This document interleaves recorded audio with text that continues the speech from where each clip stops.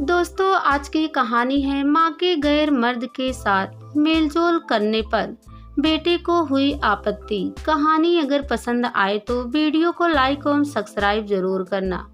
यह कैसी विडंबना है, जब बेटा 3 साल और बेटी 3 महीने की थी, उसी समय पत्नी 2 दिनों की मामूली बीमारी में चल बसी। उन्होंने रोते हुए दुग्धमुहे बच्चों को गले से लगा लिया था। अपने जीवन का बहुमूल्य समय अपने बच्चों की परवरिश पर न्यौछावर कर दिया। बेटे को उच्च शिक्षा दिलाई, शादी की, विदेश भेजा। बेटी को पिता की छाया के साथ साथ एक माँ की तरह स्नेह व सुरक्षा प्रदान की। आज वह पति के घर में सुखी दाम्पत्य जीवन व्यतीत कर रही है। पद्दा भी भरी जवानी में विधवा हो गई। पद्दा मेरी दोस्त की पत्नी थी। मासूम बेटे को अपने संघर्ष के बल पर योग्य बनाया। दोनों बड़े शहरों में नौकरी करते हैं। पद्दा बारी बारी से बेटों के पास जाती रहती, मगर हर घर की कहानी कुछ ऐसी जैसी ही है।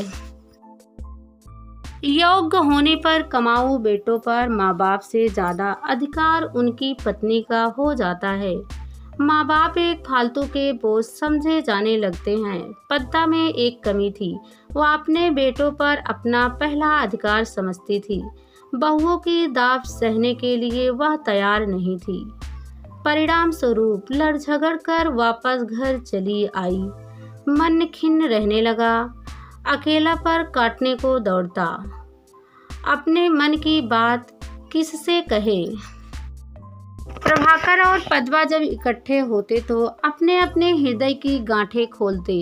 दोनों का दुख एक समान था। दोनों अकेलेपन से त्रस्त थे और मन की बात कहने के लिए उन्हें किसी साथी की तलाश थी। शायद प्रभा जी स्वस्थ हो गए। पद्दा ने उनकी जी जान से सेवा की। उसके हाथों का स्वादिष्ट, लजीज व पौष्टिक भोजन खाकर उनका शरीर भरने लगा। आजकल पद्दा दिन भर उनके पास ही रहती है।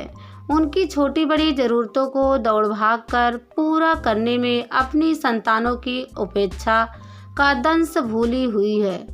कभी कभी रात में भी यही रुक जाती है। हंसी ठहाके गप में वे एक दूसरे के कब इतने करीब आ गए पता ही नहीं चला। लॉन में बैठकर युवकों की तरह आपस में चुहल करते। मन में कोई बुरी भावना नहीं थी, परंतु जमाने का मोह वे कैसे बंद करते। लोग उनकी अंतरंगता को कई अर्थ देने लगे। यहाँ वहाँ कई तरह की बातें उनके बारे में होने लगी। इस सब से आखिर वे कब तक अनजान रहते। उड़ती उड़ती कुछ बातें उन तक भी पहुँचने लगी। 2 दिनों तक पद्दा नहीं आई। प्रभाकर जी का हृदय बेचैन रहने लगा। पद्दा के सुखड़ हाथों ने उसकी अस्त-व्यस्त गृहस्थी को नवजीवन दिया था। भला जीवन दाता को भी कोई भूलता है। दिन भर इंतजार कर शाम को पद्दा के यहाँ जा पहुँचे। कल्लू हलवाई के यहाँ से गाजर का हलवा बधवा लिया। गाजर का हलवा पद्दा को बहुत पसंद है। गलियों में अंधेरा अपना साया फैलाने लगा था। न रोशनी न बत्ती, दरवाज़ा अंदर से बंद था। ठकठकाने पर पद्दा ने ही दरवाज़ा खोला। आइए, जैसे वह उनका ही इंतजार कर रही थी। पद्दा की सूजी हुई आंखें देखकर प्रभाकर ठगे से रह गए। क्या बात है, खैरियत तो है? कोई जवाब ना पाकर प्रभाकर अधीर हो उठे। अपनी जगह से उठ पद्दा का आंसुओं से लबरेज चेहरा उठाया। तकिए के नीचे से पद्दा ने एक अंतर्देशीय पत्र निकालकर प्रभाकर के हाथों में पकड़ा दिया। कोट के ऊपरी जेब से ऐनक निकालकर वह पत्र पढ़ने लगे।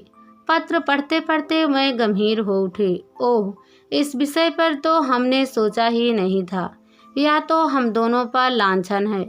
यह चरित्र हनन का एक घिनौना आरोप है। अपनी ही संतानों द्वारा। उनका चेहरा तमतमा उठा। उठकर बाहर की ओर चल पड़े। तुम तो चले जा रहे हो, मेरे लिए कुछ सोचा है? मुझे उन्हें अपनी संतान कहते हुए भी शर्म आ रही है। पद्दा हिलक हिलक कर रोने लगी। प्रभाकर के बढ़ते कदम रुक गए। वापस कुर्सी पर जा बैठे। कोई रास्ता सूझ नहीं रहा था।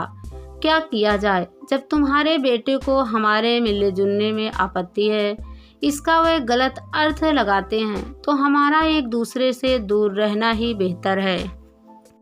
अब बुढ़ापे में मिट्टी पलीद करानी है क्या? उन्हें अपनी ही आवाज़ काफ़ी दूर से आती महसूस हुई। पिछले एक सप्ताह से वे पद्दा से नहीं मिल रहे हैं। तबीयत फिर खराब होने लगी है।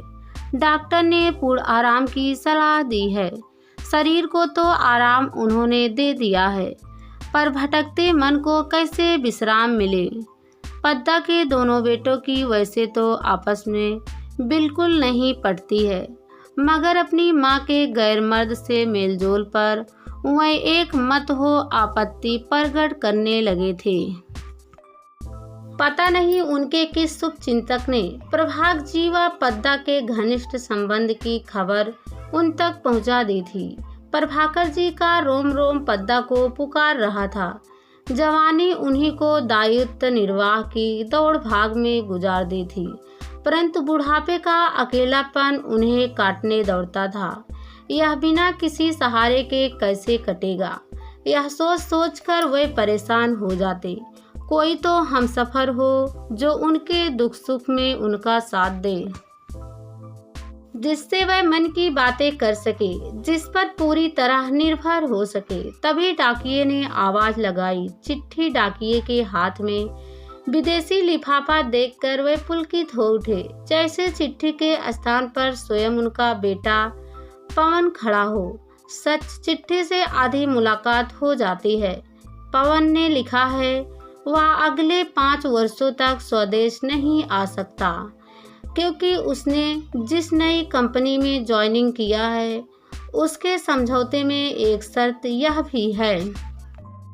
प्रभाकर जी के आंखों के सामने अंधेरा छा गया। उनकी खुशी काफूर हो गई। वे 5 वर्ष कैसे काटेंगे? सिर्फ यादों के सहारे। क्या पता वह 5 वर्षों के बाद भी भारत आएगा या नहीं। स्वास्थ्य गिरता जा रहा है।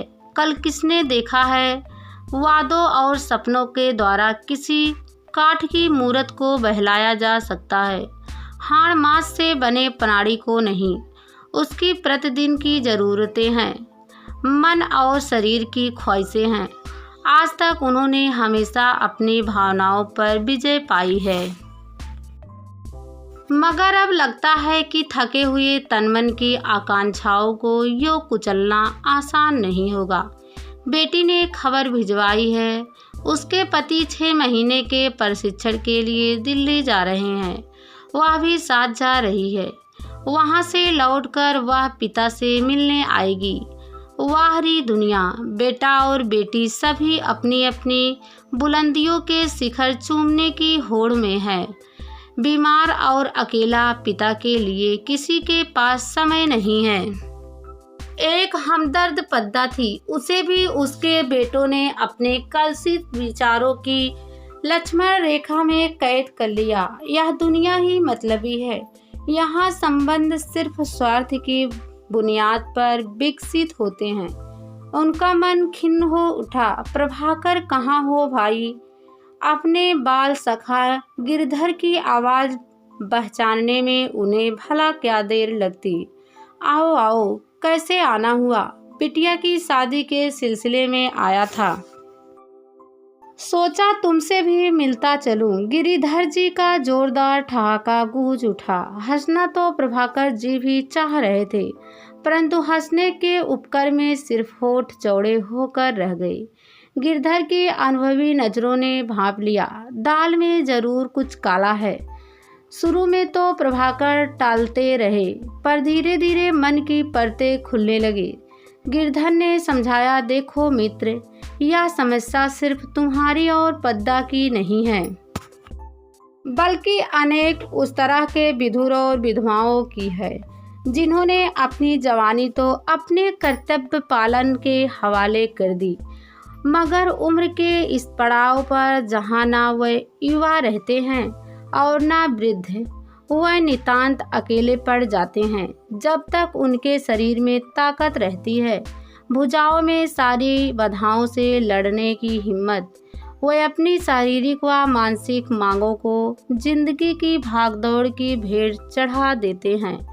बच्चे अपने पैरों पर खड़े होते ही अपना आशियाना बसा लेते हैं।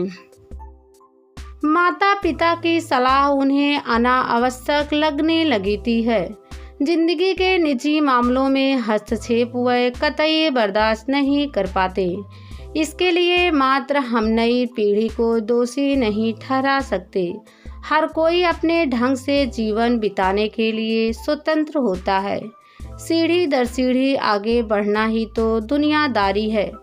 बात तो तुम्हारी ठीक है, परंतु पद्दा और मैं दोनों बिल्कुल अकेले हैं। अगर एक साथ मिलकर हंस बोल लेते हैं तो दूसरों को आपत्ति क्यों होती है? प्रभाकर जी ने दुखी सुर में कहा, सुनो, मैं सीधी सरल भाषा में तुम्हें एक सलाह देता हूँ। तुम पद्दा से शादी क्यों नहीं कर लेते? उनकी आंखों में सीधे झांकते हुए गिरधर ने सामयिक सुझाव दे डाला। क्या शादी? मैं और पद्दा से? तुम्हारा दिमाग तो खराब नहीं हो गया है?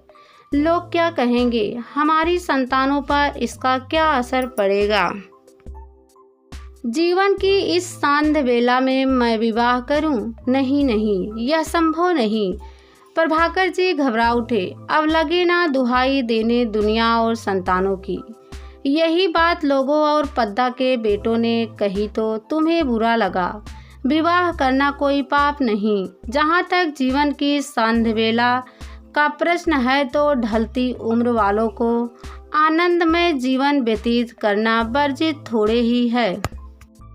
मनुष्य जन्म से लेकर मृत्यु तक किसी न किसी सहारे की तलाश में ही तो रहता है। पद्दा और तुम अपने पवित्र रिश्ते पर विवाह की सामाजिक मुहर लगा लो। देखना, काना फूसियाँ अपने आप बंद हो जाएंगी। रही बात संतानों की, तो वे भी ठंडे दिमाग से सोचेंगे तो तुम्हारे निर्णय को बिल्कुल उचित ठहराएंगे। कभी कभी इंसान को निजी सुख के लिए भी कुछ करना पड़ता है। कुटते रह रह कर तो जीवन के कुछ वर्ष कम ही किए जा सकते हैं। क्या पद्दा मान जाएगी? बिल्कुल, पर तुम पुरुष हो, पहले तो तुम्हें ही करनी होगी। स्त्री चाहे जिस उम्र की हो, उसमें नारी सुलभ लज्जा तो रहती ही है। गिरधर के जाने के बाद प्रभाकर एक नए आत्मविश्वास के साथ पद्दा के घर की ओर चल पड़े, अपने एकाकी जीवन को यथार्थ के नूतन धरातल पर प्रतिष्ठित करने के लिए।